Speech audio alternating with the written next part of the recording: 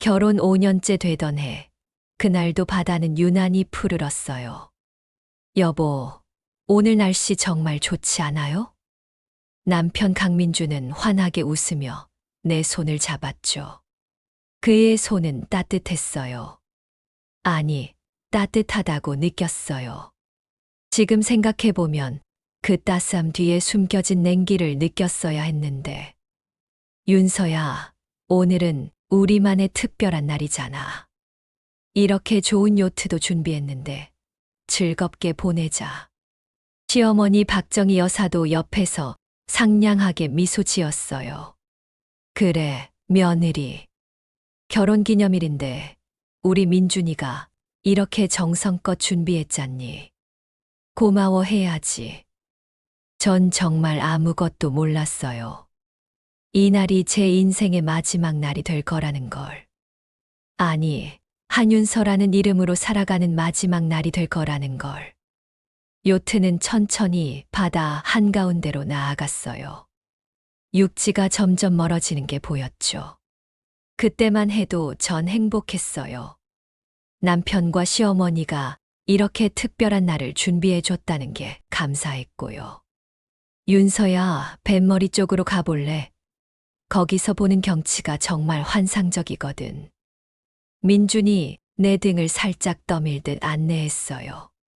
전 아무 의심 없이 뱃머리로 걸어갔죠. 바람이 세차게 불었어요.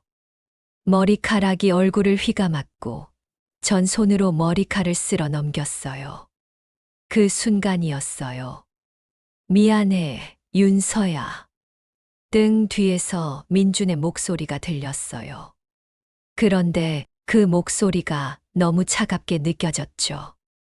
뭔가 이상하다고 느낀 순간 강한 힘이 제 등을 밀어냈어요. 몸이 공중으로 떠올랐어요. 그리고 차가운 바닷물이 제 몸을 삼켰죠. 살려주세요. 민준아, 여보. 전 필사적으로 손을 뻗으며 소리쳤어요. 하지만 요트 위에 서 있는 민준과 시어머니는 그저 내려다볼 뿐이었어요. 어머니, 이제 됐죠. 그래, 잘했어. 이제 그 여자의 재산은 우리 거야.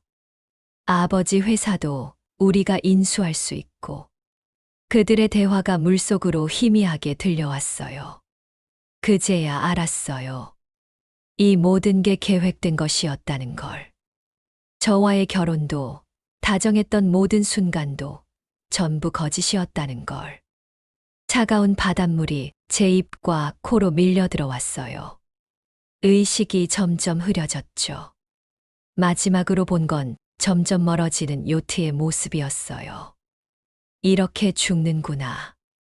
그렇게 생각했어요. 하지만 운명은 저를 그냥 보내주지 않았어요. 차가운 감촉이 느껴졌어요. 뺨을 때리는 빗방울이었죠. 이봐요. 정신 차려요. 숨 쉬고 있어요? 누군가의 다급한 목소리가 들렸어요.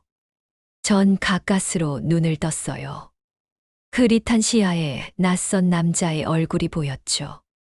살아났네요. 다행이다. 제가 어선을 타고 가다가 당신을 발견했어요. 정말 기적이에요. 그는 최진혁이라고 자신을 소개했어요. 30대 초반으로 보이는 거칠지만 선한 인상의 어부였죠. 여기가 어디예요? 제주도 서쪽 해안이에요. 당신 어떻게 된 거예요? 바다에 떠 있는 걸 발견했을 때 정말 놀랐어요. 전 아무 말도 할 수 없었어요. 목구멍까지 올라온 말들이 있었지만 입 밖으로 꺼낼 수가 없었죠. 남편과 시어머니가 저를 죽이려 했다는 걸. 제가 믿었던 모든 게 거짓이었다는 걸. 일단 병원부터 가야 할 것 같은데 보험증이나 신분증 있어요? 아니요. 아무것도 없어요. 사실이었어요. 바다에 빠졌을 때 가방도, 지갑도, 핸드폰도 전부 잃어버렸으니까요. 최진혁은 나를 작은 의원으로 데려갔어요.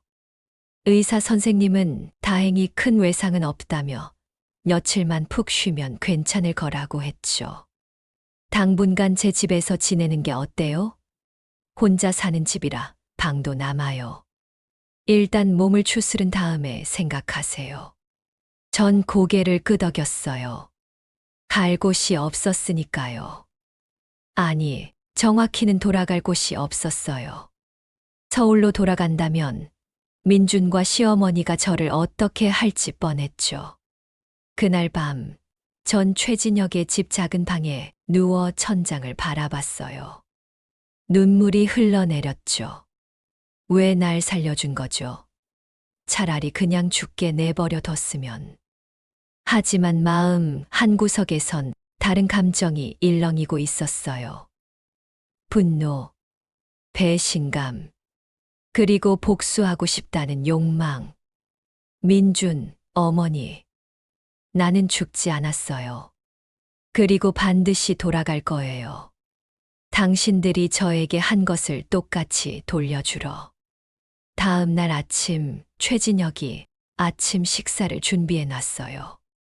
잘 잤어요? 얼굴이 좀 나아 보이네요. 감사해요. 정말 감사해요. 천만에요. 그런데 계획이 있어요? 경찰에 신고하거나 가족한테 연락하거나. 전 고개를 저었어요. 아니요. 아직은 아무한테도 연락하고 싶지 않아요. 그냥 시간이 좀 필요해요. 최진혁은 더 이상 묻지 않았어요. 그는 제가 무언가 깊은 사연이 있다는 걸 눈치챈 것 같았어요.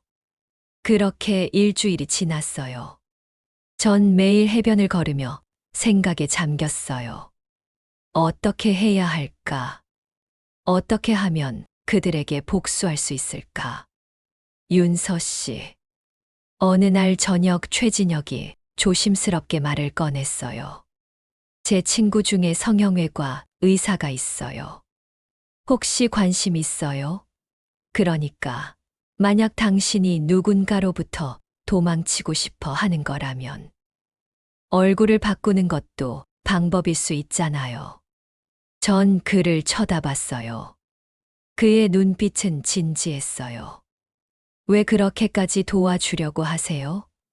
저는 그냥 모르는 사람인데. 글쎄요. 당신 눈을 보면 알 수 있어요. 무언가 끔찍한 일을 겪었다는 걸. 그리고 살고 싶어 한다는 걸. 전 그냥 도와주고 싶어요. 그날 밤, 전 결심했어요. 한윤서는 죽었어요. 이제 새로운 사람으로 태어나야 했죠. 최진혁의 친구 박태준 원장을 만났어요. 그는 40대 중반의 침착한 인상이었어요. 최진혁한테 얘기 들었어요. 완전히 새로운 얼굴을 원하는 거죠. 네. 아무도 알아볼 수 없게요. 이유를 물어봐도 될까요? 전 잠시 망설였다가 대답했어요. 제 남편과 시어머니가 저를 죽이려고 했어요. 돈 때문에. 전 살아남았고, 이제 복수하고 싶어요. 박태준 원장은 놀라지 않았어요. 그는 고개를 끄덕이며 말했죠. 알겠어요. 도와드리죠. 하지만 조건이 있어요. 수술비는 나중에 갚으면 돼요. 대신 복수에 성공하면 제 병원에 투자해 주세요. 약속할게요. 수술은 3차례에 걸쳐 진행됐어요. 눈, 코, 턱선, 광대뼈. 모든 게 바뀌었죠. 석 달 후 거울을 봤을 때 전체 얼굴을 알아볼 수 없었어요. 거울 속의 여자는 차갑고 날카로운 인상이었어요. 예전에 부드럽고 온화했던 한윤서의 모습은 어디에도 없었죠. 이제 이름도 바꿔야겠네요. 최진혁이 옆에서 말했어요. 강유진. 어때요? 유진. 좋아요. 이제부터 전 강유진이에요. 새로운 얼굴, 새로운 이름을 가진 전 서울로 돌아갈 준비를 시작했어요. 하지만 복수하려면 돈이 필요해요. 그것도 아주 많은 돈이. 최진혁이 걱정스럽게 말했어요. 아버지가 남겨주신 비상금이 있어요. 스위스 은행 계좌에. 아버지는 늘 만일의 사태를 대비하라고 하셨죠. 그때는 무슨 말인지 몰랐는데 이제야 알 것 같아요. 사실이었어요. 아버지 한재훈 회장은 생전에 제게 비밀 계좌 하나를 만들어 주셨어요. 거기엔 500억 원이 넘는 돈이 있었죠. 민준도 시어머니도 모르는 계좌였어요. 500억이면 충분해요. 이 돈으로 투자 회사를 만들 거예요. 그리고 그들의 회사를 무너뜨릴 거예요. 전 제주도를 떠나기 전 최진혁에게 말했어요. 정말 고마웠어요. 당신이 아니었으면 전 여기까지 오지 못했을 거예요. 복수하는 것도 좋지만 너무 자신을 망가뜨리지는 마세요. 그리고 언제든 힘들면 연락해요. 여기가 당신의 집이라고 생각하고. 전 그의 손을 꼭 잡았어요. 그리고 떠났죠. 서울에 도착한 전 먼저 작은 오피스텔을 구했어요. 그리고 투자 회사 설립을 준비했죠. 회사 이름은 피닉스 캐피탈로 하겠습니다. 변호사 앞에서 말했어요. 피닉스. 재에서 다시 태어나는 불사조. 딱 맞는 이름이었어요. 회사 설립 후 전 조용히 시장을 관찰했어요. 민준이 운영하는 한강건설이 어떤 상태인지, 시어머니가 관리하는 부동산 포트폴리오가 어떤지. 회장님 한강건설이 요즘 대형 프로젝트를 따내려고 혈안이 되어 있더군요. 강남 재개발 사업인데 규모가 조 단위예요. 비서로 고용한 이수진이 보고했어요. 수진은 30대 초반의 유능한 여성이었어요. 과거에 대기업 전략기획실에서 일했다가 제 제안을 받고 합류했죠. 그 프로젝트 자세히 조사해봐요. 약점이 있을 거예요. 알겠습니다. 그리고 1년이 지났어요. 그동안 전 철저히 준비했어요. 시장을 분석하고 네트워크를 구축하고 자금을 불렸죠. 피닉스 캐피탈은 빠르게 성장했어요. 전 아버지한테서 배운 투자 감각을 총동원했죠. 신기술 스타트업에 투자하고 부동산 딜을 성사시키고 해외 펀드와 제휴를 맺었어요. 회장님, 피닉스 캐피탈이 업계에서 화제예요. 1년 만에 자산을 3배로 불렸다며 다들 놀라워하고 있어요. 좋아요. 이제 슬슬 움직일 때가 된 것 같네요. 전 창밖을 바라보며 말했어요. 서울의 야경이 반짝이고 있었죠. 민준, 어머니. 이제 곧 만나게 될 거예요. 전혀 예상하지 못한 모습으로. 한강건설 본사 로비에 들어섰을 때 심장이 미친 듯이 뛰었어요. 진정해. 난 더 이상 한윤서가 아니야. 강유진이야. 전 깊게 숨을 들이쉬고 접수 데스크로 걸어갔어요.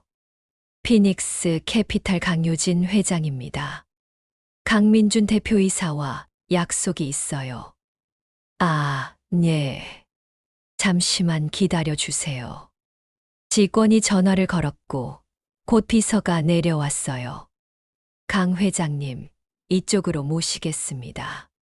엘리베이터를 타고 20층으로 올라갔어요. 문이 열리자 익숙한 복도가 보였죠. 예전에 남편을 만나러 자주 왔던 곳이었어요. 하지만 그때의 나와 지금의 나는 다른 사람이야. 대표이사실 문이 열렸어요. 그리고 그가 보였죠. 강민준. 5년 만에 보는 남편. 아니, 이제는 남편이 아니죠. 절 죽이려 했던 살인자. 강 회장님, 어서 오세요. 만나 뵙게 되어 영광입니다. 민준이 환한 미소를 지으며 악수를 청했어요. 전 그의 손을 잡았죠. 그 손은 여전히 따뜻했어요. 하지만 이제 전 알아요. 그 따스함이 얼마나 거짓된 것인지. 만나서 반갑습니다. 강 대표님. 전 최대한 침착하게 말했어요. 민주는 제 얼굴을 빤히 쳐다봤지만 전혀 알아보는 기색이 없었어요. 피닉스 캐피탈이 요즘 업계에서 정말 핫하던데요. 1년 만에 이렇게 성장하다니 대단하십니다. 과찬이세요. 운이 좋았을 뿐이에요. 운이라니요. 실력이시죠. 그래서 오늘 제안 드릴 게 있어서 모셨습니다. 민준이 서류를 꺼냈어요. 강남 재개발 프로젝트 말씀드렸죠. 저희가 주도하는 프로젝트인데 투자자를 찾고 있습니다. 피닉스 캐피탈에서 500억 정도 투자해 주시면 어떨까요? 500억이요? 네. 수익률은 최소 40%를 보장합니다. 3년 안에 200억 이상의 수익을 가져가실 수 있어요. 전 서류를 훑어봤어요. 그리고 속으로 웃었죠. 이 프로젝트, 전 이미 다 조사했어요. 겉으로는 그럴듯해 보이지만 실제로는 부실 공사와 회계 조작으로 점철된 프로젝트였죠. 흥미롭네요. 하지만 투자 결정 전에 실사를 진행해야 할 것 같은데요. 물론이죠. 당연히 그러셔야죠. 민준이 웃었어요. 하지만 그의 눈빛엔 조바심이 보였어요. 급하게 돈이 필요한 게 분명했죠. 그건 그렇고 강 회장님은 결혼하셨어요? 갑자기 민준이 물었어요. 전 잠시 멈칫했다가 대답했죠. 아니요. 아직 혼자예요. 그렇군요. 사실 저도 과거에 결혼했었는데 아내가 사고로 세상을 떠났어요. 죄송합니다. 힘드셨겠어요. 전 태연하게 말했어요. 하지만 속으로는 분노가 끓어올랐죠. 사고로 세상을 떠났다고? 당신이 죽인 거잖아. 처음엔 힘들었죠. 하지만 이제는 괜찮아요. 아내도 하늘에서 제가 잘 되길 바랄 거예요. 그의 얼굴엔 슬픔이라곤 눈곱만큼도 없었어요. 그저 형식적인 말일 뿐이었죠. 그럼 오늘은 이만 일어나 보겠습니다. 실사 일정 조율해서 연락드리겠습니다. 네, 기다리겠습니다. 참, 저녁 한번 같이 하시죠. 비즈니스 얘기도 하고 서로 더 알아갈 겸. 민준이 명함을 건네며 말했어요. 전 명함을 받아들었죠. 고려해 보겠습니다. 건물을 나서자 수진이 차에서 기다리고 있었어요. 회장님, 어떠셨어요? 예상대로예요. 그는 날 전혀 알아보지 못했어요.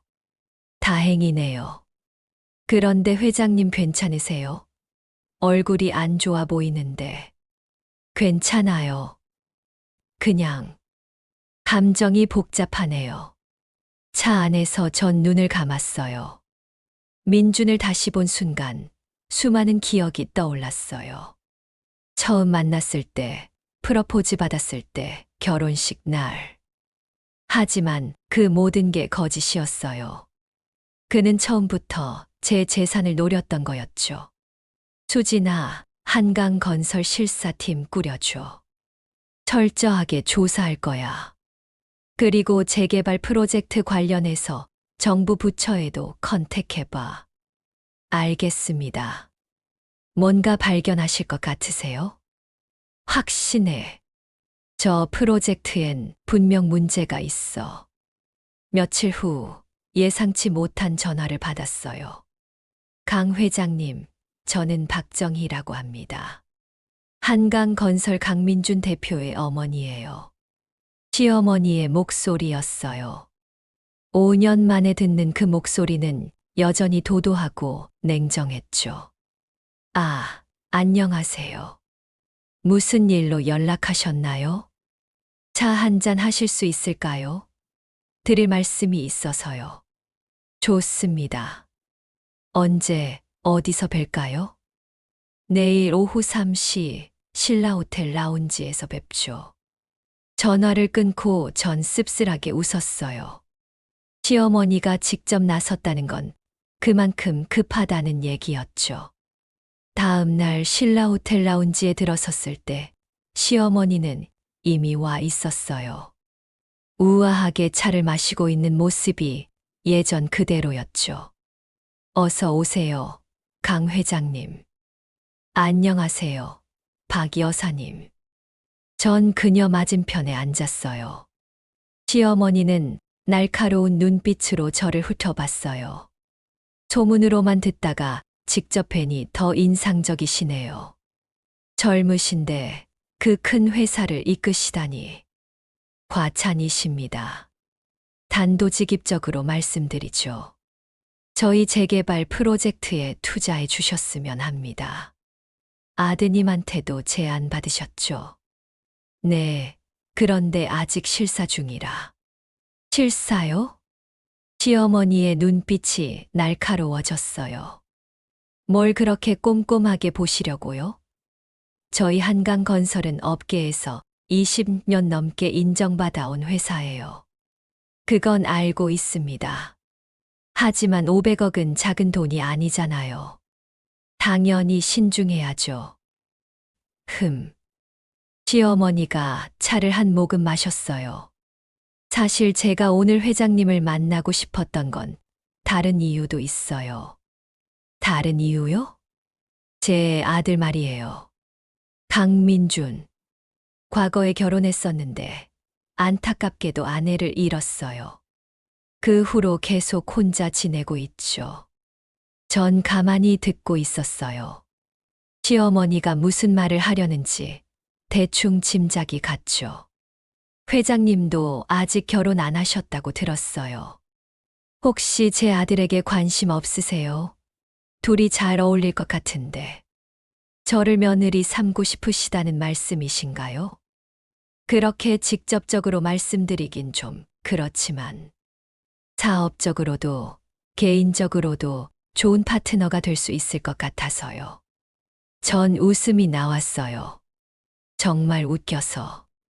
이 여자는 지금 자기 며느리를 죽인 그 아들을 다시 제게 소개하고 있는 거예요. 생각해 보겠습니다. 하지만 전 사업과 사생활을 분리하는 편이라서요. 물론이죠. 하지만 생각해 보세요. 피닉스 캐피탈과 한강 건설이 합치면 시너지가 엄청날 거예요. 시어머니의 눈빛엔 탐욕이 가득했어요. 그녀는 제 돈이 탐났던 거예요. 5년 전 윤서의 재산을 탐냈던 것처럼. 그나저나 여사님, 궁금한 게 있는데요. 예전 며느리분은 어떤 분이셨어요? 갑자기 전 물었어요. 시어머니의 표정이 순간 굳었죠. 글쎄요. 착하긴 했지만 좀 순진했어요. 세상 물정을 몰랐달까. 그래서 사고를 당한 것 같기도 하고. 사고요? 네. 요트 사고였어요. 결혼기념일에 가족끼리 바다에 나갔다가 정말 안타까운 일이었죠. 시어머니는 태연하게 거짓말을 했어요. 마치 정말로 슬픈 일인 것처럼. 그랬군요. 힘드셨겠어요. 처음엔 힘들었죠. 하지만 이제는 다 지난 일이에요. 죽은 사람은 돌아오지 않으니까요. 맞아요. 죽은 사람은 돌아오지 않죠. 하지만 전 죽지 않았어요. 여기 당신 눈앞에 살아서 앉아 있어요. 그럼 오늘은 이만 일어나 보겠습니다. 좋은 제안 감사합니다. 아, 벌써 가시려고요? 조금 더 얘기하시죠. 죄송해요. 다른 약속이 있어서요. 전 자리에서 일어났어요. 시어머니도 따라 일어났죠. 투자건 긍정적으로 검토 부탁드려요. 그리고 제 아들도요. 생각해 보겠습니다. 호텔을 나서면서 전 주먹을 꽉 쥐었어요. 손톱이 손바닥에 파고들었지만 아프지 않았어요. 분노가 고통을 삼켜버렸죠. 잘 봤어요, 어머니. 당신이 얼마나 뻔뻔한 사람인지. 이제 곧 대가를 치르게 될 거예요. 2주일 후 실사 결과가 나왔어요. 회장님, 큰일입니다. 수진이 두꺼운 파일을 들고 들어왔어요. 한강건설 재개발 프로젝트, 완전히 엉망이에요. 건축 허가 서류가 조작됐고, 자금 흐름도 불투명해요. 게다가 하도급 업체들한테 돈을 제대로 안 주고 있더군요. 자세히 말해봐. 일단 토지 매입 가격이 실제보다 2배 이상 부풀려져 있어요. 그 차액은 어디로 갔느냐? 강민준 대표와 박정희 여사의 개인 계좌로 빠져나갔어요. 횡령이네. 맞아요. 그리고 더 큰 문제는 건물 설계예요. 안전 기준을 충족하지 못해요. 제대로 지으면 적자가 나니까 부실 공사로 때우려는 거죠. 전 파일을 넘기며 읽었어요. 읽으면 읽을수록 한심했죠. 이 정도면 검찰에 고발해도 되겠는데. 충분합니다. 하지만 회장님, 어떻게 하실 건가요? 투자 안 하시는 건 당연하고, 이 정보를 어떻게 활용하실 건지. 전 잠시 생각했어요. 아직은 때가 아니야. 조금 더 기다려보자. 그들이 더 깊은 수렁에 빠질 때까지. 알겠습니다. 그날 저녁 민준한테서 전화가 왔어요. 강 회장님, 실사 결과는 어떠셨어요?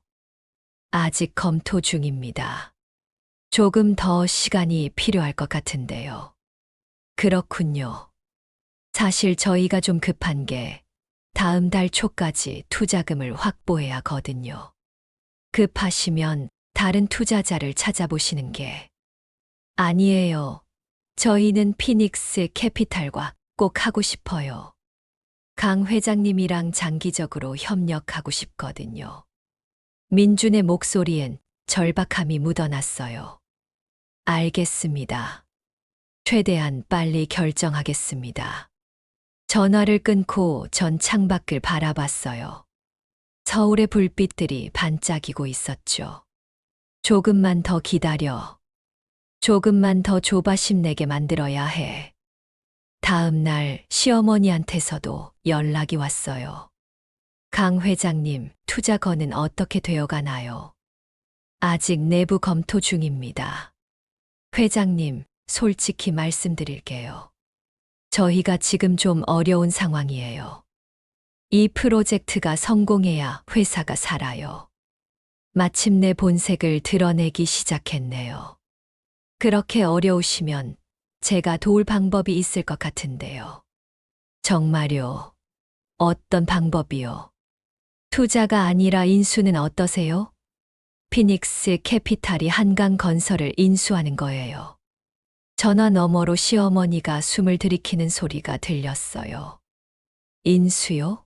그건 생각해 보세요. 회사를 매각하시면 당장 현금이 들어오잖아요. 그리고 저희가 경영권을 가져가면 프로젝트도 안정적으로 진행할 수 있고요. 하지만 한강건설은 저희 가문의 회사예요. 쉽게 결정할 수 없어요. 물론이죠. 천천히 생각하세요. 하지만 시간이 많지 않다는 건 아시죠? 전화를 끊고 전 미소 지었어요. 이제 그들은 선택의 기로에 서게 됐어요. 투자를 받을 것인가, 회사를 팔 것인가. 어느 쪽을 선택하든 전 이길 거예요. 일주일 후 민준이 다시 연락해 왔어요. 강 회장님, 저녁 식사 약속 기억하시죠? 오늘 어떠세요? 전 잠시 망설였어요. 하지만 거절할 이유가 없었죠. 좋아요. 몇 시에 어디서 만날까요? 6시에 청담동 라메르에서 뵙죠. 제가 예약해 놓겠습니다. 라메르. 고급 프렌치 레스토랑이었어요. 민준이 예전에 저를 데리고 온 적이 있는 곳이었죠. 프러포즈 하던 날, 저녁 6시 레스토랑에 도착했어요. 민주는 구석 자리에 앉아 있었어요. 어서 오세요, 강 회장님. 아니, 이제 편하게 유진 씨라고 불러도 될까요? 물론이죠, 민준 씨. 웨이터가 와인을 따라줬어요. 민준이 잔을 들었죠. 오늘 만남을 위해 건배. 건배. 잔을 부딪히는 소리가 맑게 울렸어요. 유진 씨, 솔직히 말씀드릴게요. 처음 봤을 때부터 끌렸어요. 민준이 갑자기 고백했어요. 똑똑하고 아름답고 성공한 여성. 제가 찾던 이상형이에요. 전 와인을 한 모금 마셨어요. 감사합니다. 하지만 저는 연애보다 일이 우선이에요. 알아요. 저도 그래요. 하지만 일과 사랑 둘 다 가질 수는 없을까요? 그의 눈빛이 진지했어요. 아니, 진지한 척하고 있었죠. 전 알아요. 저 눈빛이 얼마나 거짓된 것인지. 민준 씨, 질문 하나 해도 될까요? 물론이죠. 예전 부인분 얘기 좀 해주실 수 있어요? 어떤 분이셨는지 궁금해서요. 민준의 표정이 잠시 굳었어요. 하지만 금방 미소를 지었죠. 윤서요? 착한 여자였어요. 너무 착해서 탈이었죠. 무슨 뜻이에요? 세상 물정을 몰랐어요. 사람을 너무 쉽게 믿었고. 그래서 민준이 말을 흐렸어요. 그래서 어떻게 되셨어요? 사고로 세상을 떠났어요. 요트 사고였죠. 제 눈앞에서. 그의 목소리엔 감정이 없었어요. 슬픔도 후회도 아무것도. 힘드셨겠어요. 처음엔 힘들었죠. 하지만 이제는 괜찮아요. 죽은 사람은 돌아오지 않으니까요. 앞으로 나아가야죠. 전 나이프로 스테이크를 자르며 말했어요. 사랑하셨어요? 부인을? 사랑이요. 민준이 웃었어요. 글쎄요. 처음엔 그런 줄 알았는데 지금 생각해보면 사랑이었는지 잘 모르겠어요. 그냥 필요했던 것 같아요. 필요했다는 게 무슨 뜻이에요? 윤서 아버지가 큰 회사를 가지고 있었거든요. 그 회사를 인수하려면 윤서와 결혼하는 게 가장 빠른 길이었죠. 민주는 아무렇지 않게 말했어요. 마치 날씨 얘기하듯이. 그럼 사랑이 아니라 거래였던 거네요. 거래라니 그렇게 냉정하게 말하진 마세요. 전 나름대로 그녀를 아꼈어요. 하지만 비즈니스는 비즈니스니까요. 전 와인 잔을 내려놓았어요. 손이 떨렸지만 애써 참았죠. 그럼 저한테도 관심 있으신 건 제 돈 때문인가요? 민준이 당황한 표정을 지었어요. 아니에요. 그게 아니라 솔직하게 말씀해 주세요. 전 솔직한 사람을 좋아해요. 민준이 잠시 망설이다가 말했어요. 물론 유진 씨의 성공이 매력적이긴 해요. 하지만 그게 다가 아니에요. 유진 씨 자체가 매력적이에요. 거짓말쟁이. 전 속으로 생각했죠. 당신은 절대 변하지 않았어요. 알겠어요. 솔직해서 고마워요. 그럼 저랑 사귀어 주실 건가요? 아직 잘 모르겠어요. 좀 더 생각해 볼게요. 저녁 식사가 끝나고 레스토랑을 나섰어요. 민준이 제 차까지 바래다 줬죠. 오늘 정말 즐거웠어요. 다음에 또 만나요. 네, 연락 주세요. 차에 타서 전 거울을 봤어요. 거울 속에 제 얼굴은 창백했어요. 회장님, 괜찮으세요? 운전하던 기사가 물었어요. 네, 괜찮아요. 그냥 집으로 가주세요. 집에 도착해서 전 샤워를 했어요. 뜨거운 물로 온몸을 씻어냈지만 민준과 같은 공간에 있었다는 사실이 씻겨지지 않았어요. 침대에 누워 전 천장을 바라봤어요. 얼마나 더 참아야 하지. 얼마나 더 그 얼굴을 봐야 하지. 하지만 전 알아요. 조금만 더 참으면 돼요. 조금만 더 기다리면 복수할 수 있어요. 며칠 후 업계에서 흥미로운 소문이 돌기 시작했어요. 회장님 한강건설이 자금난에 빠졌다는 소문이 파다하게 퍼지고 있어요. 수진이 보고했어요.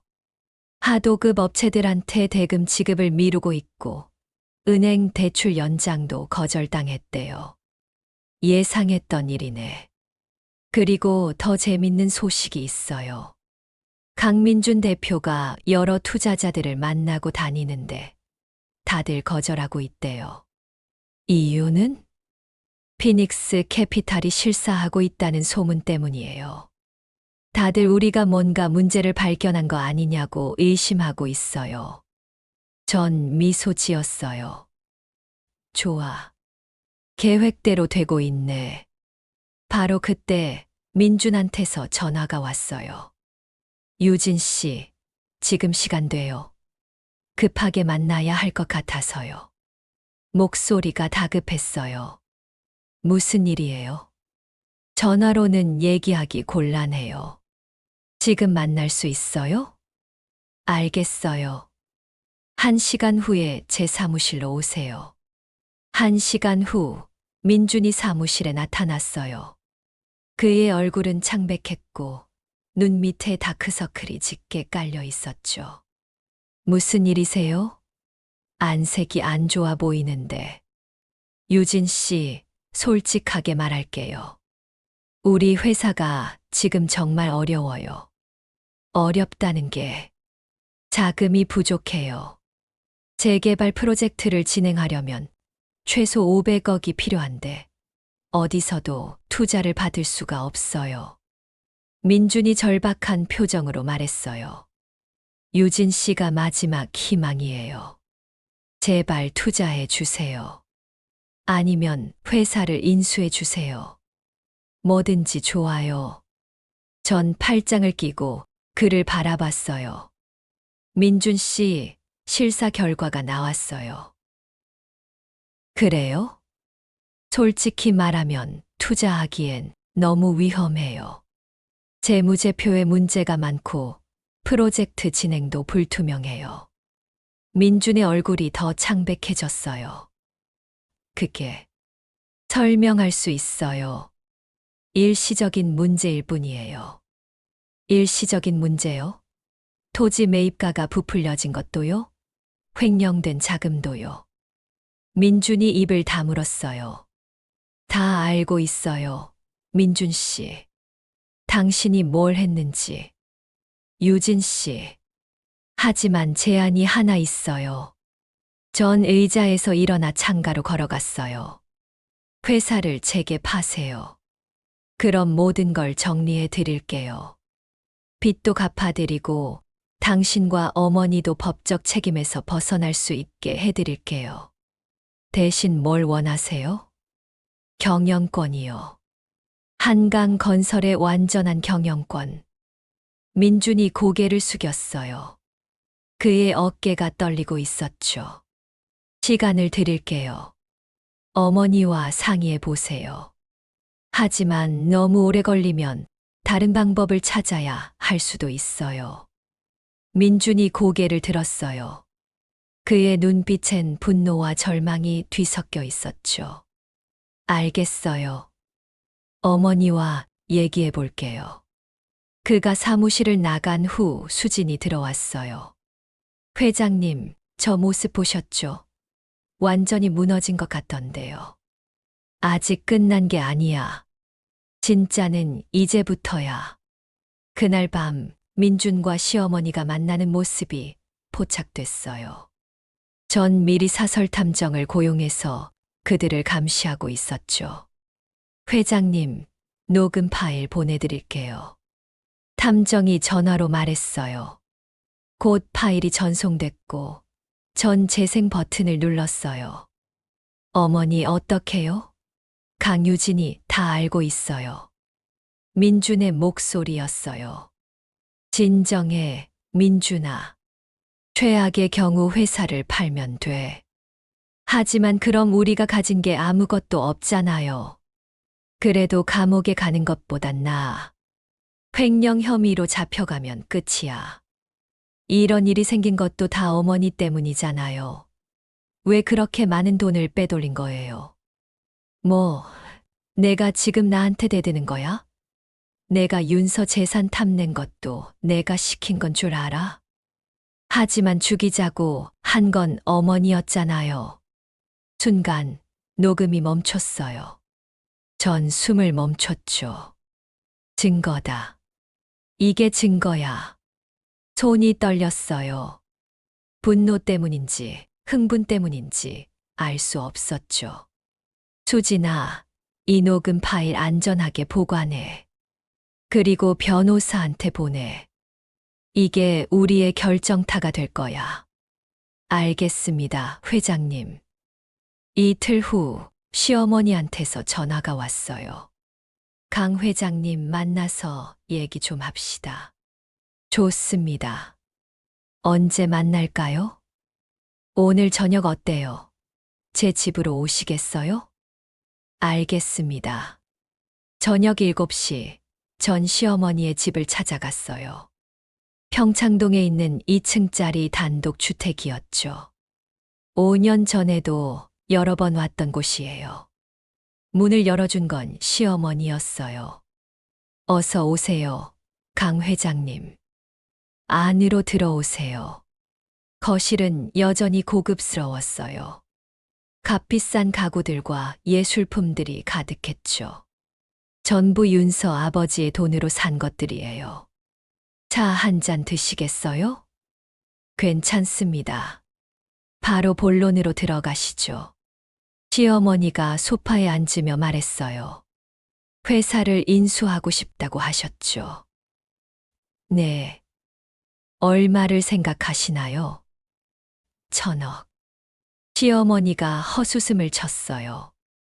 1,000억이요? 한강건설의 가치가 그것밖에 안 된다고 생각하세요. 현재 상황을 고려하면 적정한 가격이에요. 아니면 법정 관리로 넘어가서 더 낮은 가격에 팔릴 수도 있고요. 시어머니의 얼굴이 굳었어요. 우릴 협박하시는 건가요? 협박이 아니라 현실을 말씀드리는 거예요. 횡령 증거도 있고요. 증거요? 전 핸드폰을 꺼내서 녹음 파일을 재생했어요.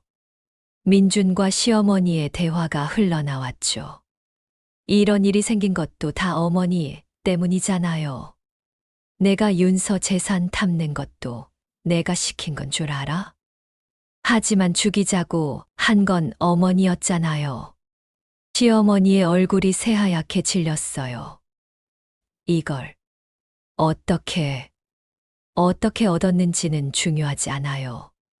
중요한 건 이 증거가 검찰에 넘어가면 당신들 둘 다 끝이라는 거예요.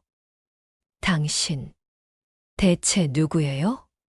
시어머니가 떨리는 목소리로 물었어요. 그냥 사업가예요. 좋은 기회를 놓치지 않는. 거짓말. 보통 사업가가 이런 짓을 해요. 당신 뭔가 다른 목적이 있는 거 아니에요. 전 미소 지었어요. 목적이요? 있죠. 복수. 복수. 무슨 복수? 5년 전 당신들이 죽였다고 생각한 여자. 그 여자의 복수예요. 시어머니가 벌떡 일어났어요. 설마 당신이 윤서. 정답이에요, 어머니. 전 천천히 일어나서 그녀에게 다가갔어요. 놀랐어요? 제가 살아있어서. 이럴 수가. 넌 죽었어. 바다에 빠졌잖아. 죽지 않았어요. 운 좋게 살아남았죠. 그리고 5년 동안 준비했어요. 이 순간을. 시어머니가 뒤로 물러났어요. 너, 내가 이 모든 걸. 네, 제가 다 계획한 거예요. 피닉스 캐피탈도 강유진이라는 이름도 전부. 경찰에 신고하겠어. 신고하세요. 그럼 전 이 녹음 파일을 검찰에 제출할 거예요. 누가 더 큰 죄를 지었는지 판사님이 결정하시겠죠. 시어머니가 소파에 주저앉았어요. 내가 원하는 게 뭐니? 돈, 복수. 둘 다요. 당신들이 저한테서 빼앗은 모든 걸 되찾을 거예요. 그리고 당신들이 저한테 준 고통을 똑같이 돌려줄 거예요. 제발, 용서해줘. 용서요? 전 차갑게 웃었어요. 5년 전에 저도 살려달라고 애원했어요. 하지만 당신들은 뭐라고 했죠? 이제 그 여자의 재산은 우리 거야라고 했잖아요. 시어머니가 고개를 떨궜어요. 이틀 안에 결정하세요. 회사를 파시든지 감옥에 가시든지. 선택은 당신들 몫이에요. 전 집을 나섰어요. 차에 타자마자 눈물이 쏟아졌어요. 5년 동안 참았던 모든 감정이 한꺼번에 터져 나왔죠. 회장님, 운전기사가 걱정스럽게 쳐다봤어요. 괜찮아요. 그냥 집으로 가주세요. 다음 날 민준한테서 전화가 왔어요. 유진 씨. 아니, 윤서. 그가 제 이름을 불렀어요. 5년 만에 듣는 제 진짜 이름이었죠. 어머니한테 들었어요. 당신이 살아있다는 걸. 놀라웠죠? 왜 이렇게까지 하는 거예요? 복수가 그렇게 중요해요? 중요하죠. 당신들이 제 인생을 망쳤잖아요. 미안해요. 정말 미안해요. 민준의 목소리가 떨렸어요. 용서해 줄 수 있어요? 다시 시작할 수 없을까요? 전 웃음이 나왔어요. 다시 시작이요. 농담하시는 거죠. 진심이에요. 전 당신을 사랑했어요. 거짓말 마세요. 당신은 절 한 번도 사랑한 적 없어요. 제 돈을 사랑했을 뿐이죠. 아니에요. 처음엔 그랬을지 몰라도 나중엔 정말. 그만하세요. 듣기 싫어요. 전 전화를 끊으려다가 멈췄어요. 참, 한 가지 더 말씀드릴 게 있어요. 내일 기자회견 열 거예요. 피닉스 캐피탈의 한강 건설 인수 관련해서 참석하시는 게 좋을 거예요. 기자회견이요? 네. 온 세상이 알게 될 거예요. 당신들이 뭘 했는지. 다음 날 대형 호텔 컨퍼런스룸에 기자들이 가득 모였어요. 피닉스 캐피탈의 기자회견이라는 소식에 업계 전체가 주목하고 있었죠. 전 단상에 올라갔어요. 수많은 카메라 플래시가 터졌죠. 안녕하세요. 피닉스 캐피탈 강유진 회장입니다. 오늘 중요한 발표를 하기 위해 이 자리를 마련했습니다. 전 심호흡을 했어요. 피닉스 캐피탈은 한강 건설을 인수하기로 결정했습니다. 인수가는 1,000억 원이며 이달 말에 계약이 완료될 예정입니다. 기자들이 웅성거렸어요. 그리고 한 가지 더 말씀드리겠습니다. 저는 강유진이 아닙니다. 제 본명은 한윤서입니다. 회장이 술렁였어요. 한윤서. 5년 전 요트 사고로 사망한 것으로 알려진 한강 그룹 회장의 딸 한윤서입니다. 기자들이 놀라서 서로를 쳐다봤어요. 전 죽지 않았습니다. 당시 남편이었던 강민준과 시어머니 박정희에 의해 살해 시도를 당했지만 기적적으로 살아남았습니다. 플래시가 미친 듯이 터졌어요. 지난 5년 동안 전 복수를 준비했습니다.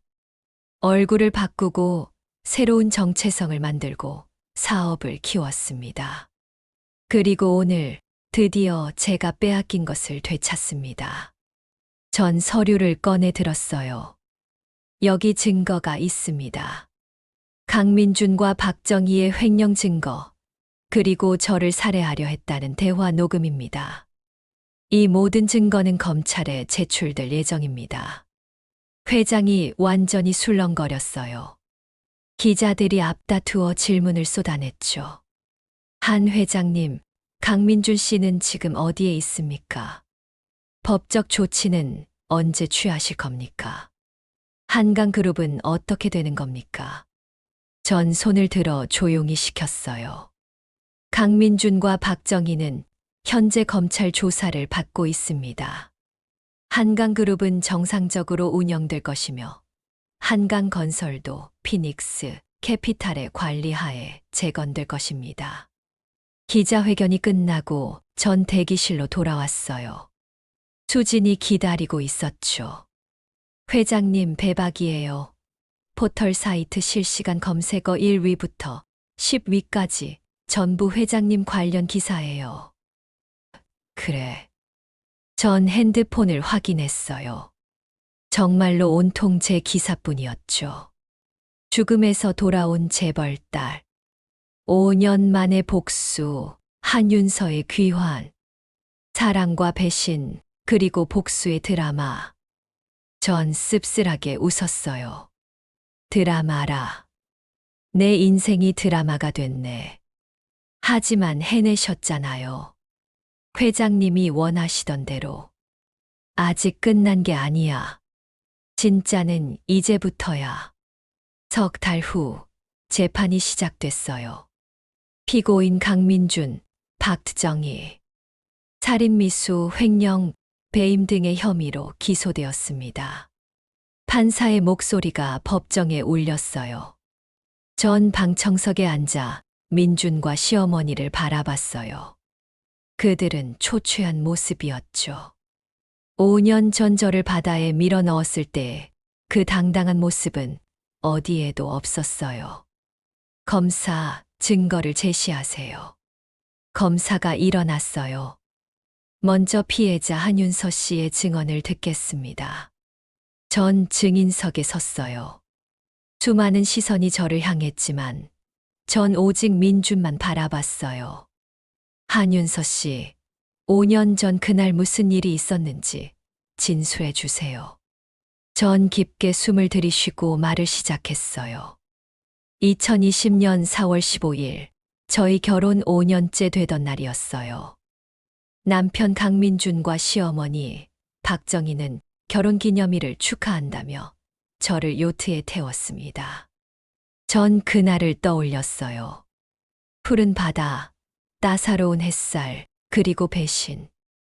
요트가 바다 한가운데 도착했을 때 남편이 저를 뱃머리로 데려갔습니다. 그리고 갑자기 저를 바다에 밀어 넣었어요. 법정이 조용해졌어요. 물에 빠지기 직전 저는 그들의 대화를 들었습니다. 이제 그 여자의 재산은 우리 거야라고. 피고인 측, 반론 있습니까? 판사가 물었어요. 민준의 변호사가 일어났죠. 피해자의 주장은 증거가 부족합니다. 5년 전의 일을 어떻게 증명할 수 있습니까? 증거가 있습니다. 검사가 녹음 파일을 재생했어요. 민준과 시어머니의 대화가 법정에 울려 퍼졌죠. 내가 윤서 재산 탐낸 것도 내가 시킨 건 줄 알아? 하지만 죽이자고 한 건 어머니였잖아요. 방청객들이 술렁거렸어요. 민주는 고개를 떨궜고 시어머니는 창백한 얼굴로 앉아 있었죠. 또한 한강건설의 횡령 증거도 있습니다. 검사가 서류를 제출했어요. 피고인들은 지난 5년 동안 회사 자금 300억 원을 개인 계좌로 빼돌렸습니다. 이는 명백한 횡령이며 배임입니다. 재판은 5시간 동안 계속됐어요. 증인들이 차례로 나와 증언했고 증거들이 제출됐죠. 마지막으로 민준이 최후 진술을 했어요. 판사님, 그리고 윤서. 정말 죄송합니다. 그가 고개를 숙였어요. 전 변명하지 않겠습니다. 제가 한 일은 용서받을 수 없는 일입니다. 다만 한 가지만 말씀드리고 싶습니다. 그가 저를 쳐다봤어요. 윤서, 전 정말 당신을 사랑했어요. 처음엔 재산 때문에 접근한 게 맞아요. 하지만 시간이 지나면서 진심으로 당신을 사랑하게 됐어요. 그런데도 제가 그런 짓을 한 건 제가 나약했기 때문이에요. 전 아무 말도 하지 않았어요. 용서해 달라는 게 아니에요. 그냥 알아주었으면 해서요. 제 인생에서 가장 행복했던 순간은 당신과 함께했던 시간이었다는 걸. 피고인, 진술 끝났습니까? 판사가 물었어요. 네, 끝났습니다. 시어머니도 최후 진술을 했어요. 판사님, 전 제 아들을 지키고 싶었을 뿐입니다. 어머니로서 당연한 마음 아니겠습니까? 그녀는 끝까지 뉘우치지 않았어요. 한윤서 씨가 우리 가족에게 온 것이 화근이었습니다. 그 많은 재산을 가지고 있으면서 순진한 척, 착한 척하는 게 역겨웠어요. 방청객들이 야유했어요. 판사가 망치를 두드렸죠. 조용히 하세요. 시어머니는 계속 말했어요. 전 후회하지 않습니다. 다시 돌아가도 똑같이 할 겁니다. 제 아들을 위해서라면. 전 그녀를 바라봤어요. 저 여자는 끝까지 변하지 않을 거예요. 판결을 선고하겠습니다. 판사가 서류를 들었어요. 피고인 강민준, 살인미수죄로 징역 10년, 횡령 및 배임죄로 징역 5년을 선고하며 집행유예 없이 실형을 선고합니다. 피고인 박정희, 살인교사죄로 징역 12년, 횡령 및 배임 방조죄로 징역 3년을 선고하며 집행유예 없이 실형을 선고합니다. 판사가 망치를 내렸어요. 이상으로 판결을 마칩니다. 법정을 나서면서 전 뒤를 돌아봤어요. 민준이 저를 쳐다보고 있었죠. 그의 눈엔 눈물이 고여 있었어요. 이제 끝났어요, 민준. 당신은 당신이 지은 죄의 대가를 치르게 될 거예요. 판결이 나고 1년이 지났어요. 한강건설은 피닉스 캐피탈의 관리하에 완전히 재편됐어요. 부실한 프로젝트는 정리하고 새로운 사업에 투자했죠. 회장님, 이번 분기 실적이 나왔습니다. 수진이 보고서를 들고 들어왔어요. 매출 3천억, 영업이 500억입니다. 작년 대비 200% 증가했어요. 좋아. 직원들 보너스 인상해줘. 정말요? 와, 다들 좋아하겠는데요. 전 창밖을 바라봤어요. 서울의 스카이라인이 햇살에 반짝이고 있었죠. 수진아, 나 제대로 하고 있는 거 맞지? 무슨 말씀이세요? 복수를 했잖아. 그들을 감옥에 보냈고 회사도 빼앗았어. 근데 왜 이렇게 허전하지? 수진이 제 옆에 앉았어요. 회장님, 복수는 끝났어요. 이제 회장님 인생을 사셔야죠. 내 인생. 전 웃음이 나왔어요. 내 인생이 뭔지도 모르겠어. 5년 동안 복수만 생각하고 살았는데 그럼 이제부터 찾으시면 되죠. 회장님이 진짜 하고 싶은 게 뭔지, 어떻게 살고 싶은지. 그날 저녁 전 오랜만에 제주도를 찾았어요. 최진혁을 만나러. 윤서, 아니 유진, 뭐라고 부를까? 진혁이 환하게 웃으며 반겼어요. 그냥 윤서라고 불러줘. 이제 더 이상 숨길 필요 없으니까. 판결 소식 들었어. 잘 됐다. 응. 고마워. 내가 없었으면 여기까지 못 왔을 거야. 우린 해변을 걸었어요. 파도 소리가 평화로웠죠. 그런데 윤서, 너 행복해 보이지 않아. 응. 복수는 성공했는데 표정이 어두워. 무슨 일 있어? 전 멈춰 섰어요. 진혁아, 솔직히 말하면 허무해. 5년 동안 이것만 생각하고 살았는데 막상 끝나니까 뭘 해야 할지 모르겠어. 그럼 이제부터 찾으면 되지. 너를 위한 삶을. 내가 원하는 게 뭘까? 모르겠어. 그건 내가 찾아야지. 하지만 한 가지는 확실해. 넌 이제 자유야. 과거에 얽매이지 않아도 돼. 진혁의 말이 가슴에 와 닿았어요. 자유. 맞아. 난 이제 자유야. 서울로 돌아온 전 큰 결정을 내렸어요. 회장님, 정말 그러실 건가요? 수진이 놀란 표정으로 물었어요. 응. 한강건설 경영권을 직원들한테 나눠줄 거야. 종업원 지주제로 전환하는 거지. 하지만 그럼 회장님이 가진 지분이 괜찮아. 난 이미 충분히 가졌어. 이제 다른 사람들도 기회를 가져야지. 전 새로운 프로젝트를 시작했어요. 폭력과 학대 피해자들을 돕는 재단이었죠. 피닉스 재단. 재해에서 다시 일어나는 사람들을 돕는 곳이에요. 기자회견에서 전 말했어요. 저처럼 어려움을 겪은 사람들, 절망 속에 있는 사람들에게 희망을 주고 싶어요. 누구나 다시 시작할 수 있다는 걸 보여주고 싶습니다. 재단은 빠르게 성장했어요. 법률 지원, 심리 상담, 직업 교육 등 다양한 프로그램을 운영했죠. 회장님, 이번 주에 도움받은 사람이 200명이에요. 다들 정말 고마워하던데요. 좋아. 더 많은 사람들을 도울 수 있게 프로그램 확대하자. 1년이 더 지났어요. 어느 날 교도소에서 편지가 왔어요. 민준이 보낸 거였죠. 윤서에게.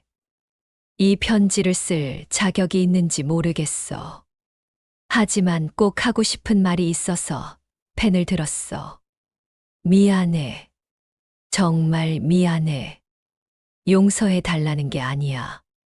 그냥 진심으로 사과하고 싶어. 교도소에서 지내면서 많은 생각을 했어. 내가 얼마나 잘못했는지, 얼마나 이기적이었는지. 너를 사랑한다면서 너를 죽이려 했다니. 나도 내가 이해가 안 가. 뉴스에서 내 소식 들었어. 피닉스 재단 만들었다며? 대단해. 넌 항상 대단한 사람이었어. 착하고 똑똑하고 강한 사람. 난 여기서 내 죗값을 치를 거야.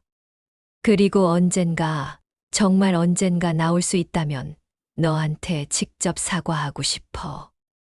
행복하길 바랄게. 정말로. 민준이. 전 편지를 읽고 천천히 접었어요. 눈물이 났지만 슬퍼서가 아니었어요. 그냥 모든 게 끝났다는 안도감 때문이었죠. 안녕, 민준. 이제 정말 안녕. 그렇게 또 1년이 흘렀어요. 회장님, 오늘 새로운 후원자가 오시기로 했어요. 재단 직원이 말했어요. 누군데? 닥터 박태준이요. 성형외과 의사시래요. 태준 오빠. 전 놀라서 물었어요. 제 얼굴을 고쳐준 그 의사였죠. 네. 재단에 10억을 후원하고 싶다고 하셨어요. 오후에 태준 오빠가 나타났어요. 오랜만이야, 윤서. 아니, 이제 당당하게 윤서라고 불러도 되지. 오빠, 정말 오랜만이에요. 그런데 왜 갑자기 후원을? 내 소식 들었어. 재단 만들어서 어려운 사람들 돕는다며 멋지더라. 나도 돕고 싶어서. 고마워요, 오빠. 우린 커피를 마시며 그동안의 이야기를 나눴어요. 그나저나 윤서, 너 요즘 행복해 보여. 그래요? 응. 예전에 처음 봤을 때는 눈빛이 차가웠는데 지금은 따뜻해. 전 웃었어요. 복수가 끝나고 나니까 마음이 편해진 것 같아요. 이제는 미래를 생각할 수 있게 됐어요. 좋은 일이야. 참, 혹시 저녁 약속 있어? 없으면 같이 식사할까? 좋아요. 저녁 식사를 하면서 태준 오빠와 많은 얘기를 나눴어요. 그는 재밌고 따뜻하고 진실한 사람이었어요. 윤서, 솔직히 말해도 될까? 뭔데요? 난 내가 좋아. 처음 봤을 때부터 그랬어. 물론 그때는 내가 복수에만 집중하고 있어서 말 못했지만, 전 놀라서 그를 쳐다봤어요. 나를요? 응. 강하면서도 연약하고 차가우면서도 따뜻한 너. 그런 내가 좋아. 오빠, 대답 안 해도 돼. 그냥 내 마음을 전하고 싶었어. 천천히 생각해봐. 그날 밤, 전 오랜만에 설렜어요. 이런 감정을 느낀 게 얼마만인지. 사랑. 다시 사랑할 수 있을까? 다시 누군가를 믿을 수 있을까? 하지만 마음 한구석에서 속삭임이 들렸어요. 시도해봐. 다시 시작해봐. 다음 날 전태준 오빠한테 전화했어요. 오빠, 저녁 같이 먹어요. 제가 대답 드릴게요. 정말 알겠어. 어디서 만날까? 우린 한강변 레스토랑에서 만났어요. 강물이 반짝이고 불빛이 아름다웠죠. 오빠, 솔직히 말하면 전 아직 사랑이 뭔지 잘 모르겠어요. 전 조심스럽게 말했어요. 민준이랑 있을 때 느꼈던 감정이 사랑인 줄 알았는데 그게 아니었잖아요. 그래서 두려워요. 다시 틀릴까 봐. 괜찮아. 천천히 알아가면 돼. 태준 오빠가 제 손을 잡았어요. 난 기다릴 수 있어. 내가 준비될 때까지. 그리고 확신할게. 난 절대 널 배신하지 않을 거야. 전 그의 눈을 봤어요. 그 눈엔 진심이 있었어요. 오빠, 저도 한번 해볼게요. 다시 사랑하는 거. 고마워, 윤서. 그렇게 우린 사귀기 시작했어요. 천천히 조심스럽게. 2년 후, 민준이 가석방 됐어요. 회장님, 강민준 씨가 면회 신청했어요. 수진이 말했어요. 만나실 건가요? 전 잠시 고민했어요. 그리고 고개를 끄덕였죠. 응. 만나볼게. 카페에서 민준을 만났어요. 그는 많이 야위어 있었어요. 윤서, 와줘서 고마워. 잘 지냈어요? 응. 교도소에서 많이 배웠어. 인생에 대해서, 나 자신에 대해서. 우린 한동안 말없이 앉아 있었어요. 윤서, 내가 할 수 있는 건 사과뿐이야. 정말 미안해. 알아요.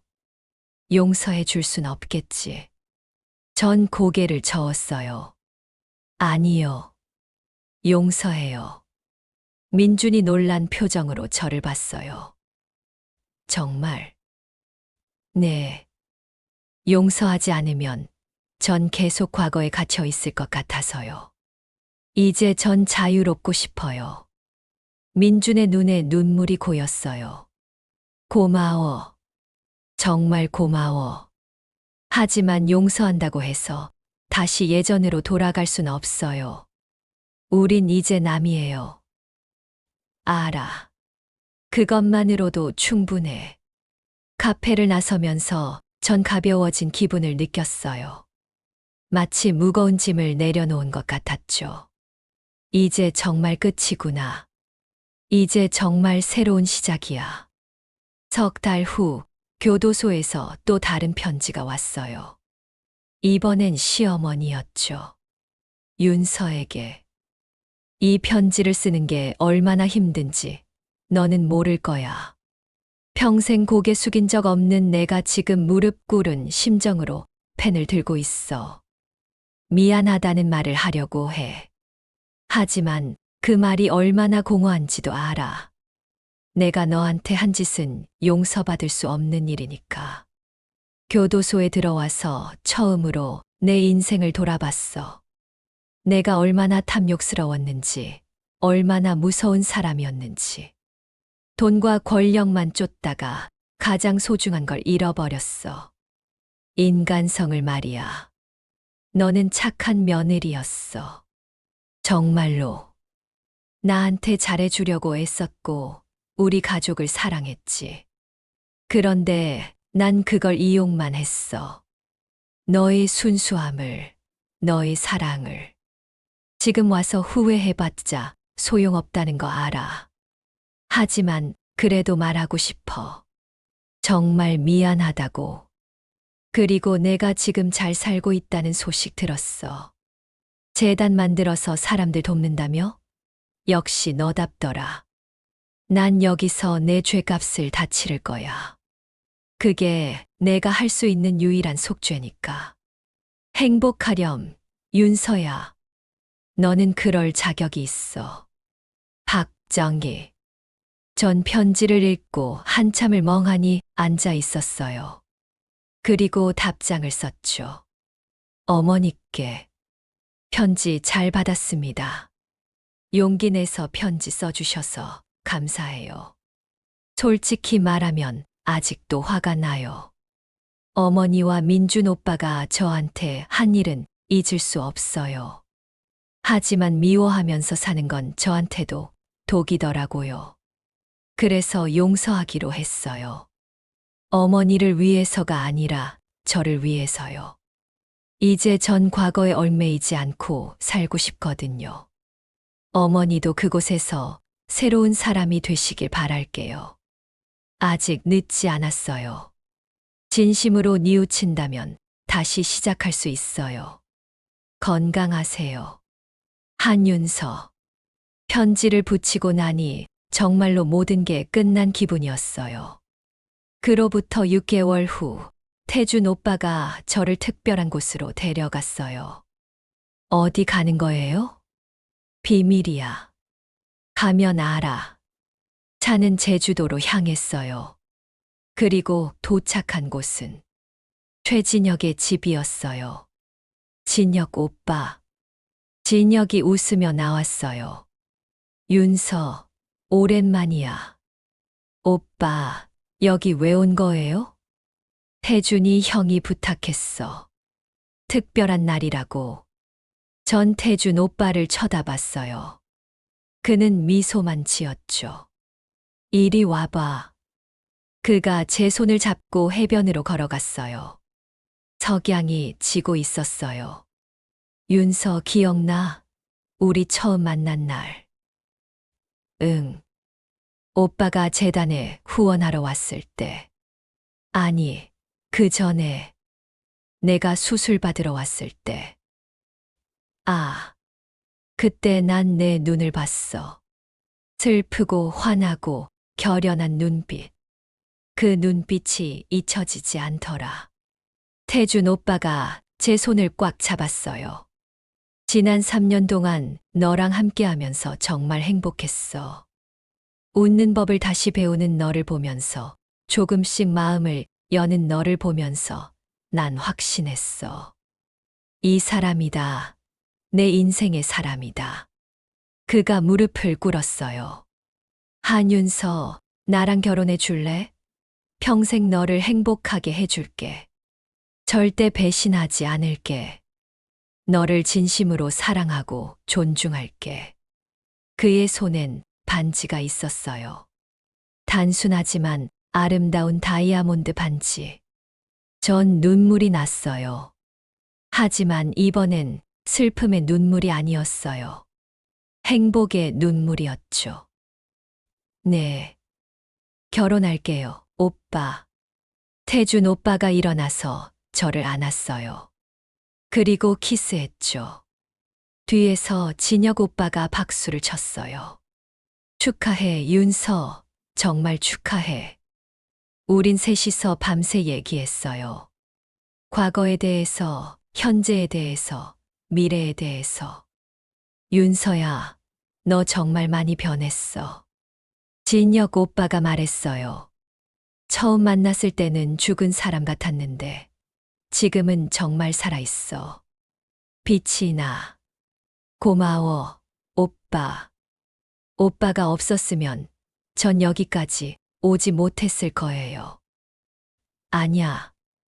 내가 스스로 여기까지 온 거야. 난 그냥 옆에서 지켜봤을 뿐이야. 1년 후, 봄이 왔어요. 벚꽃이 만개한 날, 전 태준 오빠와 결혼했어요. 결혼식장은 작고 아담했어요. 가까운 사람들만 초대했죠.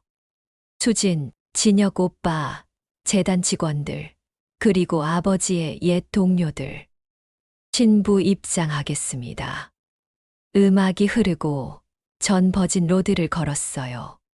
진혁 오빠가 아버지 역할을 해줬죠. 윤서야, 행복해야 해. 응, 오빠. 고마워. 태준 오빠가 재단 앞에서 기다리고 있었어요. 그의 눈에 눈물이 가득했죠. 정말 아름다워. 오빠도요. 목사님이 미소 지으며 말했어요. 사랑은 오래 참고, 사랑은 온유하며, 사랑은 시기하지 않고, 사랑은 자랑하지 않으며, 교만하지 않습니다. 전 태준 오빠의 손을 꽉 잡았어요. 신랑 박태준 씨, 신부 한윤서 씨를 아내로 맞아 평생 사랑하고 아끼겠습니까? 네, 맹세합니다. 신부 한윤서 씨, 신랑 박태준 씨를 남편으로 맞아 평생 사랑하고 아끼겠습니까? 네, 맹세합니다. 그럼 이제 반지를 교환하시기 바랍니다. 우린 반지를 끼워줬어요. 태준 오빠의 손이 떨렸죠. 이제 신랑은 신부에게 키스해도 좋습니다. 태준 오빠가 저를 안았어요. 그리고 입 맞췄죠. 하객들이 박수를 쳤어요. 피로 연장해서 전 감사 인사를 했어요. 여러분, 오늘 이 자리에 와주셔서 정말 감사합니다. 저는 5년 전 죽었어요. 아니, 죽을 뻔했어요. 하객들이 조용히 들었어요. 하지만 기적적으로 살아남았고, 복수했고, 그리고 용서했어요. 그 과정에서 많은 걸 배웠어요. 증오는 독이고, 용서는 자유라는 걸. 그리고 진짜 사랑이 뭔지. 전 태준 오빠를 쳐다봤어요. 이 사람은 제가 가장 힘들 때 옆에 있어줬어요. 아무것도 바라지 않고 그냥 저를 지켜봐 줬어요. 그게 진짜 사랑이더라고요. 하객들이 박수를 쳤어요. 앞으로 저는 행복하게 살 거예요. 과거에 얽매이지 않고 미래를 향해 나아갈 거예요. 그리고 제가 받은 사랑을 다른 사람들한테 나눠줄 거예요. 결혼 2년 후, 전 임신을 했어요. 오빠, 우리 아기 생겼어요. 정말, 정말이야? 태준 오빠가 저를 안아 올렸어요. 조심해요. 아기 있다니까요. 미안, 미안. 너무 기뻐서. 10달 후 딸이 태어났어요. 작고 예쁜 아기였죠. 이름 뭐로 할까? 한서진. 어때요? 서쪽의 진주라는 뜻이에요. 좋아. 서진이. 서진이는 빠르게 자랐어요. 돌이 되고, 두 돌이 되고, 세 돌이 됐죠. 엄마는 왜 아빠랑 늦게 결혼했어요? 5살 된 서진이가 물었어요. 엄마가 준비가 안 됐었거든. 준비요? 응. 진짜 사랑이 뭔지 배워야 했어. 그래서 시간이 좀 걸렸지. 그럼 이제는 알아요? 응. 이제는 알아. 진짜 사랑은 서로를 존중하고 믿고 아끼는 거야. 그리고 힘들 때 옆에 있어주는 거지. 서진이가 고개를 끄덕였어요. 저도 커서 엄마 아빠처럼 사랑할 거예요. 전 서진이를 안았어요. 그래, 우리 딸. 넌 분명 멋진 사람이 될 거야. 서진이가 7살 되던 해 예상치 못한 일이 벌어졌어요. 회장님, 강민주 씨가 찾아왔어요. 수진이 말했어요. 민준이요. 네. 만나시겠어요? 전 잠시 망설였어요. 하지만 거절할 이유가 없었죠. 들여보내요. 민준이 들어왔어요. 10년이 흘렀지만 그는 많이 변했어요. 더 야위고 더 늙어 보였죠. 윤서 만나줘서 고마워. 무슨 일로 오셨어요? 그냥 어떻게 지내나 싶어서. 그리고 축하하고 싶어서. 축하요? 결혼하고 아기도 낳았다며. 축하해. 감사합니다. 우린 한동안 말없이 앉아 있었어요. 윤서, 난 지금 작은 건설 회사에서 일해. 현장 감독으로. 돈은 많이 못 벌지만 정직하게 살려고 노력하고 있어. 잘하고 계시네요. 그리고 결혼했어. 전 놀라서 그를 쳐다봤어요. 결혼을요? 응. 교도소에서 봉사활동 오던 여자야. 평범한 사람이야. 돈도 없고 특별한 것도 없지만 날 있는 그대로 사랑해줘. 민준의 얼굴에 평화로운 표정이 있었어요. 다행이네요. 행복하시길 바랄게요. 너도 정말 행복해 보여. 눈빛이 예전이랑 다르더라. 그래요? 어떡해요? 따뜻해. 예전엔 차가웠는데. 민준이 일어섰어요. 그럼 이만 갈게. 시간 내줘서 고마워. 민준 씨. 전 그를 불렀어요. 행복하세요. 진짜로. 민준이 미소 지었어요. 너도. 정말로. 그가 나간 후 태준 오빠가 들어왔어요. 괜찮아? 응. 괜찮아. 오히려 후련해. 후련해. 응. 이제 정말로 끝난 것 같아. 더 이상 과거에 얽매이지 않아도 될 것 같아. 태준 오빠가 저를 안았어요. 사랑해, 윤서. 나도 사랑해요, 오빠. 서진이는 20살이 됐고 대학교에 다니고 있어요. 똑똑하고 착한 딸로 자랐죠. 피닉스 재단은 한국에서 가장 큰 비영리 재단이 됐어요. 매년 수천 명의 사람들을 돕고 있죠. 엄마, 저도 재단에서 일하고 싶어요. 어느 날 서진이가 말했어요. 정말? 네. 엄마처럼 어려운 사람들 돕고 싶어요. 전 서진이를 안았어요. 우리 딸, 정말 자랑스러워. 오늘은 제 환갑 잔치예요. 60살이 됐어요. 연회장에 사람들이 가득 모였어요. 가족들, 친구들, 동료들. 여러분, 오늘 이 자리에 와주셔서 감사합니다. 전 마이크를 잡고 말했어요. 제 인생은 결코 평탄하지 않았어요. 배신당하고, 죽을 뻔하고, 복수하고, 용서하고. 참 많은 일이 있었죠.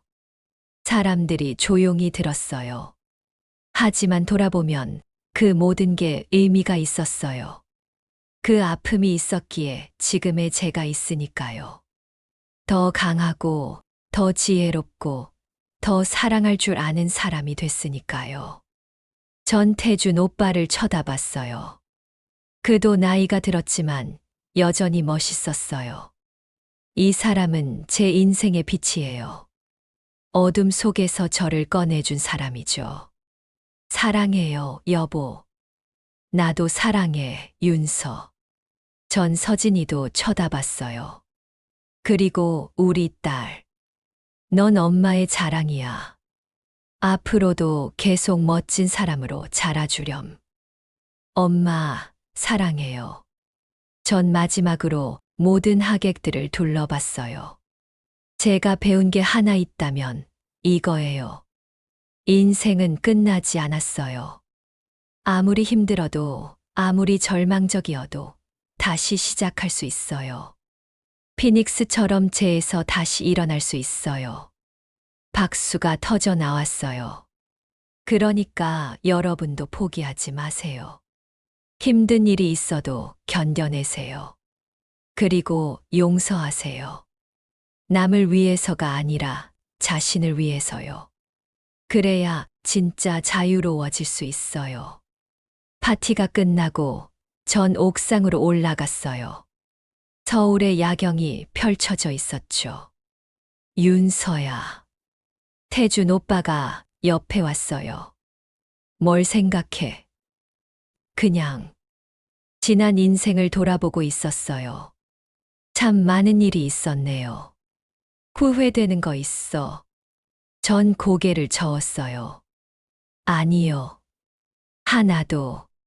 모든 게 의미가 있었어요. 그래. 나도 그래. 우린 손을 잡고 야경을 바라봤어요. 여보. 응. 고마워요.